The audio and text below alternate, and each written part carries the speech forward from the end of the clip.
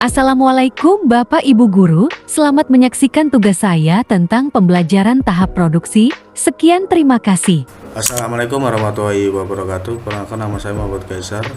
Di sini saya akan mempresentasikan tentang media pembelajaran produksi. Yang pertama adalah pengertian tahap produksi.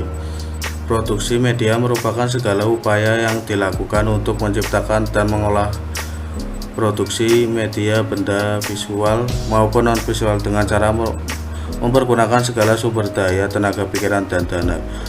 Berikut ini adalah upaya-upaya yang dilakukan untuk memproduksi media, terutama media yang berkaitan dengan dunia pendidikan. Dalam makalah ini akan membahas produksi media, yaitu media non elektronik dan media elektronik. Yang selanjutnya ada produksi media gambar dan HHP. Yang pertama, media gambar cetak. Untuk memproduksi media gambar ada beberapa cara, dari yang paling sederhana sampai dengan yang paling modern. Untuk memproduksi media gambar yang paling sederhana, misalnya kita ingin membuat gambar tentang rambu-rambu lalu lintas, membuat cukup dengan karton, pensil, dan gunting. Caranya dengan membentuk gambar rambu-rambu lalu lintas lalu digunting. Untuk cara yang semi modern, kita dapat mensablon gambar. Tentu saja kita harus datang ke tempat menyablon karena butuh alat khusus dan keahlian untuk menyablon. Yang kedua, plastik transparan. Plastik transparan berwarna bening dan tembus pandang, sehingga jika kita menuliskan sesuatu di plastik tersebut, maka bila diletakkan di HHP, tulisan tersebut akan terbaca. Terdapat dua cara untuk membuat plastik tersebut. Cara pertama ialah dengan menulis menggunakan spidol permanen di plastik. Cara yang kedua adalah dengan mengopi dari kertas biasa ke plastik transparan. Yang selanjutnya ada produksi audio. Studi produksi program audio direkam di dalam suatu audio produksi atau juga disebut studio rekaman.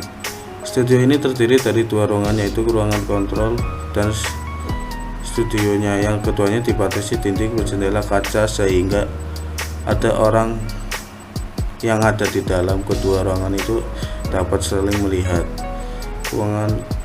Ruang kontrol dilengkapi dengan alat rekaman yang biasanya terdiri dari alat rekaman audio, alat pemutar audio, alat pemandu suara, dan tombol pengatur suara.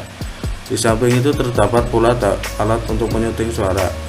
Ruang studio adalah sebuah ruangan yang kedap suara. Ruangan ini dilengkapi dengan berbagai mikrofon, tempat duduk pemain alat musik, misalnya piano, perlengkapan untuk piak, dan pengeras suara. Kedua ruangan tersebut dihubungkan dengan intercom yang memudahkan orang di dalam kontrol berkomunikasi dengan orang-orang di dalam audio. Kerabat kerja yang diperlukan hanya dua orang operator, seorang operator melayani pengaturan tombol rekaman serta bertugas mengatur jalannya pita rekaman pada alat perekam. Ia juga bertanggung jawab membuat saluran yang menghubungkan mikrofon dengan mesin perekam. Yang ketiga, pemain. Yang dimaksud dengan pemain ialah orang-orang yang ditunjuk untuk membacakan naskah. Biasanya seseorang pemain hanya memegang satu peran saja dalam suatu naskah tertentu. Seorang pemain ia telah menyanggupi untuk ikut rekaman, berkewajiban mempelajari naskahnya. Ia harus menghayati benar pesan yang harus dibawakannya. Ia harus melatih diri membaca naskahnya supaya dalam rekaman nanti tidak terdengar kesan bahwa naskah itu dibaca, melainkan terdengar seperti orang yang bercakap atau bercerita dalam artian membaca. Ini bila perlu ia dapat memberi tanda-tanda baca pada naskahnya.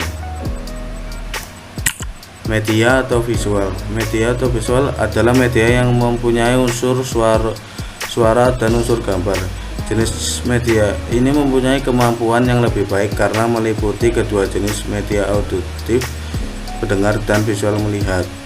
Media audio visual merupakan media perantara atau penggunaan materi dan penyerapannya melalui pandangan dan pendengar, sehingga membangun kondisi yang dapat membuat siswa mampu memperoleh pengetahuan, keterampilan, atau sikap. Manfaat menggunakan visual dapat memperoleh pengalaman yang lebih banyak, menghasilkan lebih jelas dan konkret. Kesimpulan, media pembelajaran merupakan alat bantu proses belajar mengajar. Segala sesuatu yang dapat dipergunakan untuk merangsang pikiran, perasaan, perhatian, dan kemampuan atau keterampilan anak didik sehingga dapat mendorong terjadinya proses belajar. Ada beberapa jenis media belum yaitu media audio visual, dan media berbasis komputer. Masing-masing dari media tersebut memiliki kelemahan dan kelebihan. Sekian, terima kasih. Wassalamualaikum warahmatullahi wabarakatuh. Terima kasih.